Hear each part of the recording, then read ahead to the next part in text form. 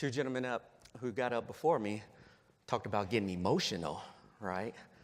So I figured I need to take a moment so I do not get emotional.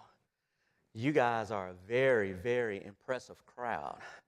Mr. Truman, I think he left, has done a fantastic job. All of you who raised your hands, Paul mentioned it, you guys have an incredible, incredible opportunity to continue to make huge impacts in this industry. Huge impacts for our communities, for the world, and then, yes, on this side of the line, for corporations and for that bottom line. For all of my energy engineers, for all of my energy consultants, what if I told you that you could leave today, you could walk out today, and in 12 months, you could create $1 million worth of energy savings to your internal customer, to your external client? What if I told you in 2 years, you would have the ability to find $2.5 million of ongoing savings through perpetuity, which is a fancy word that means forever? You would be able to do that for your internal client or your external clients. Would you believe me? Is that possible? For all my corporations that are in here today, what if somebody was able to come to you and say, hey, I can save you $1 million right now off of your bottom line, and it will not cost you a dime? Would you believe me? We're going to see. We're going to see. So, who are we? Or who am I? Well, go back. So, Clinton did a very good job. Atlanta Airlines Terminal Corporation is a very long name. Just call us AATC for short, all right? And what we do is we manage all of the square footage, all of the building facility for Hartsfield-Jackson. We are responsible for about 43 contracts. We have on average $150 million of a P&L. We have about 1,400, between 12 and 1,400 contract employees under our leadership. And we have about 91 employees within the company. We were founded and chartered back in 1979. A lot of people do not know about AATC because we're very unique. In other states, it's the municipality or it's the port authority that manages the operations for the airports. Here in Atlanta, we're very unique. AATC manages all of the 7.2 million square feet on behalf of the city of Atlanta and on behalf of our shareholders, the major airlines. Let's talk about our airport for a second. Many of you, I'm sure, are very familiar with our airport. $64 billion economic impact. $64 billion. 15 billion of that is indirect, 35 billion of that is direct. Another 14 billion is induced. Jobs and jobs and more jobs, 449,000 jobs that we create across the state of Georgia just from the airport. 100 million passengers, the first airport to ever do that back in 2015, and we continue to track in 2016 and 2017, and we will continue to be 100 million passengers through our airport. 2,500, 2,600 flights, operations a day. This is the complex system that we had the challenge, AATC had the challenge of finding energy savings for this facility.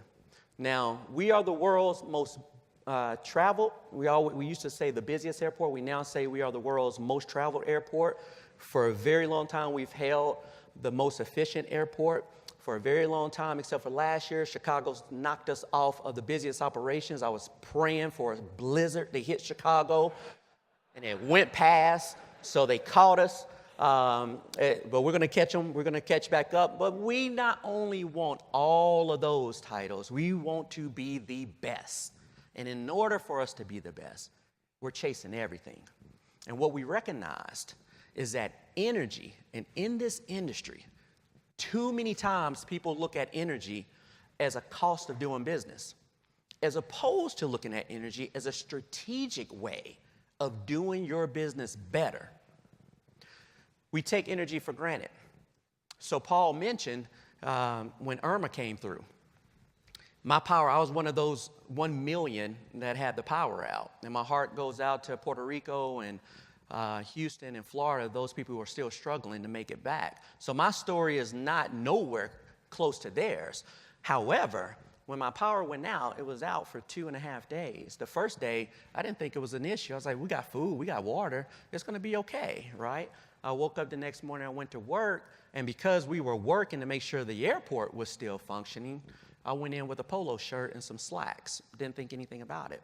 I go back home, power's still out. I'm not thinking anything about it. It's fine, we got food, we got water, we're okay. But I woke up the next morning and I realized I can't iron any clothes. And I can't shave my head and my face. So I got to go into work looking like a wrinkled Sasquatch. And that's when it hit me, I need power. Now, Paul left, but I promise you, Paul, wherever you are, if I would have known it takes a tweet of a poem and a song to get my power on, that's what I would have done, right? Right. So I am going to be sure to tell my wife next time, tweet Paul a song, and we'll get our power back on in a day, all right? So we take energy for granted. We do. We take it for granted. And in business, we actually take it even more for granted.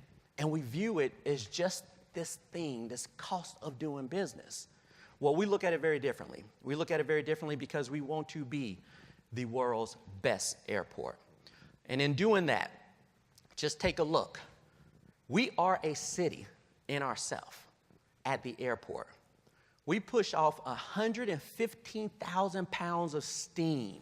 We have that amount of capacity. Each one of our steam boilers have enough capacity at 260 PSI to operate the largest locomotives. 23,000 tons of chill water capacity. 10,000 homes. If you take a look, 280 million kilowatt hours. That's why Paul loves me so much, right? That's the amount of energy consumption that we have coming through the airport.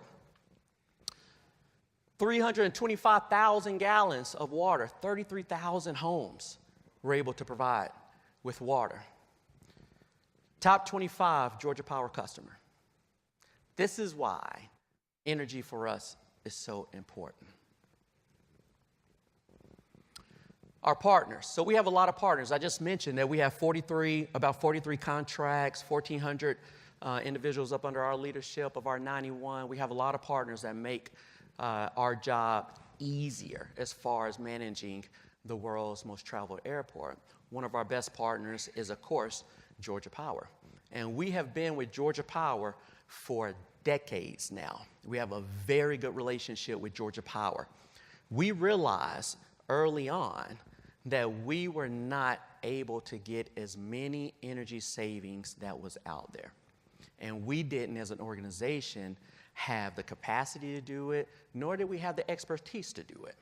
So we recognized in 2016 that we needed help.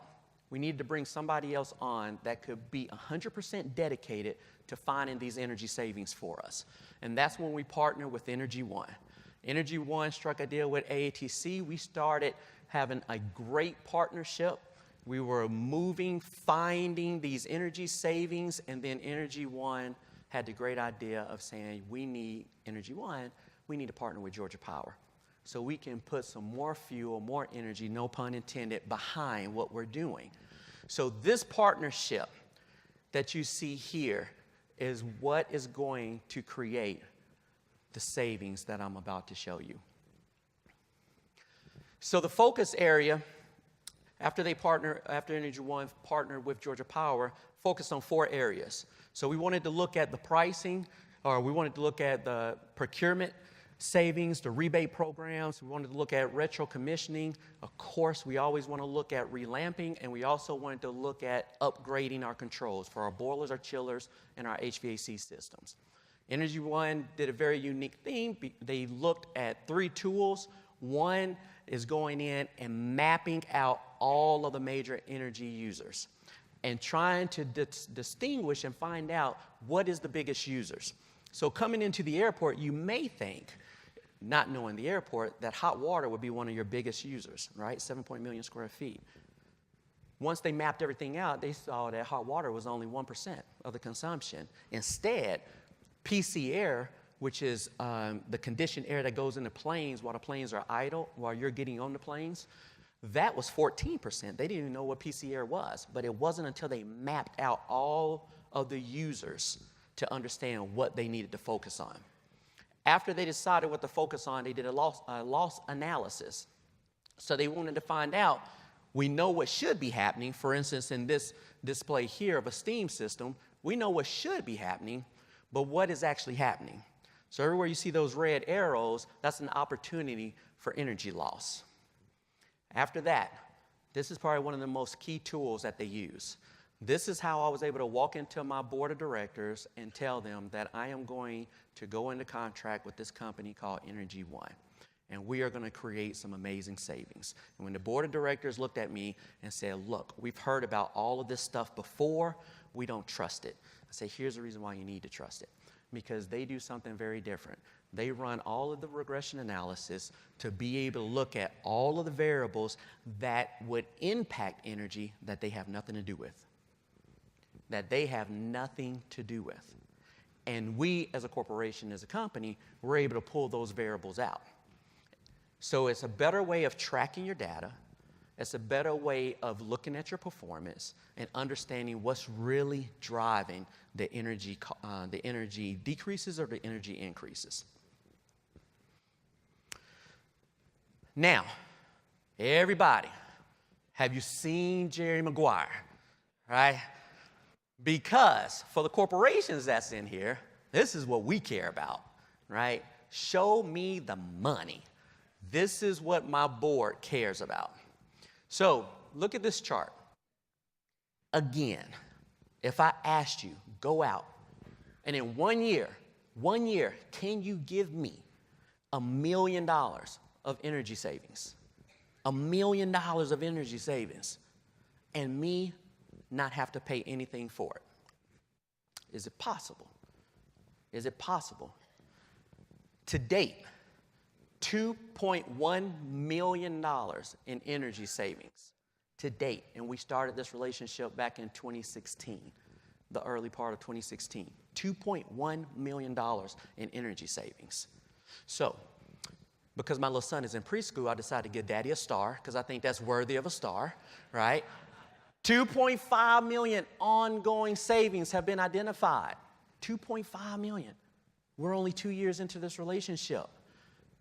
$1 million of Georgia Power rebates. $1 million. Now, when you look at that, $1 million of Georgia Power rebates identified. There's 5 different ways that happens. So Georgia Power, again, I talk about the partnership. We have an incredible partnership because they allow this. Custom ways, exterior lighting, looking at prescriptive means, new construction, roofing. These are ways that Georgia Power allows us to come and get these rebates. Here's the most interesting thing. Look at this statistic. Cha-ching, the largest Georgia Power rebate recipient in 2017. What's even more critical about that? We started the relationship in 2016. Prior to 2016, there was plenty of rebates that were out there, but we were not getting them because we did not have somebody that was 100% focused every day, all day, on looking at the bills, looking at the meters, walking miles and miles and miles across that airport. The largest Georgia Power rebate recipient in 2017.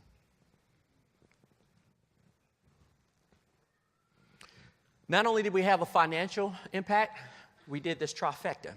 We were able to make an impact on sustainability. We were able to make an impact on our equipment and our reliability, and also customer service. So let's look very quickly at sustainability. This is a beautiful chart. All my charts are beautiful, right? Because I made them.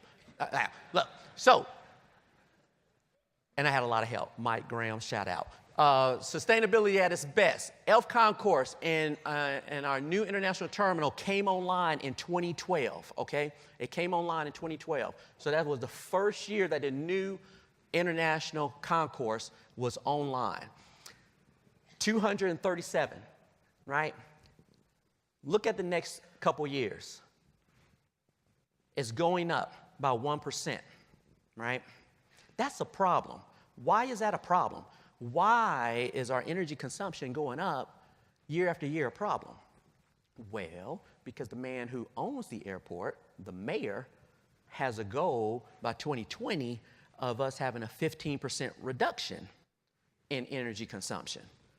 15% reduction in energy consumption by 2020. So we are headed the wrong way. But look what happens. Look what happens in 2017. 2017, the first time that we've had a drop in energy consumption by 4%.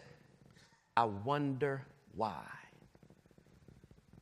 I wonder why.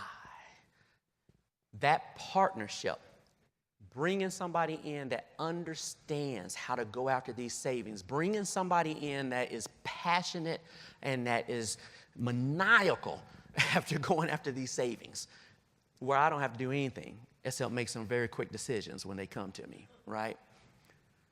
That drop right now, this goal that the mayor has of the airport reaching by 2020, 15% reduction in energy consumption. We are on par to do that. And the beautiful thing about that is that that's AATC. That's not the airport. That's not the airport doing anything, right? So it's just going to be cherry on top, whatever the airport does. It's just going to be even more reductions. If we look at equipment reliability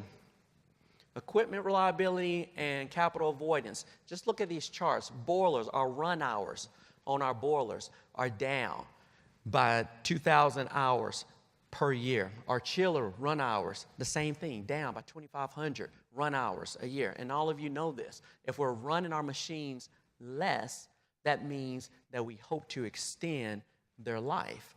It also gives us more capacity. So with some rough and crude math, we see that we can potentially increase our useful life on our boilers by 5 years and on our chillers by 4 years. Lighting, useful life increased from about 25,000 hours up to 100,000 hours with all of the LED lighting that we're putting across the airport. In 6 months, when you come to the airport, within the next 6 months, everything will be relamped at that airport with LED lights inside the building and on the exterior of the building. Customer experience. Customer experience. So it's all about customer experience, right, for us, especially for those of us that are that's within AATC, that we have a whole group within our organization. They are 100% dedicated to the customer experience. So when we look at energy for a customer experience standpoint, I apologize. For our temperature variability, we were able to reduce that variability by 30%. When you look at the LED lights that were put into the concourse and the terminal, if you look at this picture to your bottom right-hand side, that looks like what we call a rainbow, right? A rainbow of lights. All of you know that's not supposed to be like that. That's the temperature and the lights going wrong, right? That's not artwork. So we are getting this replaced with LED lights similar to what you see in the bathroom. So we have replaced the lights, LED lights in the bathroom with 50% increase in lighting level. And I think we would all agree that's kind of important, right, in the restroom. And not only that, if you look at this picture that I jumped to too soon, this is a shot of 2 lights that we're putting up on the ramp, which increases the light level by 200%. We're about to do this project and relamp all of the lights out on what we call the apron. So again, we would all agree that's very important, because at night, the way your plane is getting checked out is with a pilot and a flashlight, right? Everything is cool, but we want to give them more light, right? We want to give them more light. So don't be scared. Don't be scared, all right? So as I finish up, because as Paul said, I know you guys didn't come to see me, and this little clock says I got 4 minutes and 34 seconds. So I'm going to end quick so the main man can come up here. But let me just read you one thing. This quote says, now remember what I said. Too many times people look at energy as a cost of doing business, as opposed to looking at energy as a strategic way of doing business better. So here's a quote that's right in line with what I just said and what I'm charging you guys with. The best way to defeat an ideology is with a better ideology. And the man who said that is the man who's following me right now. Thank you.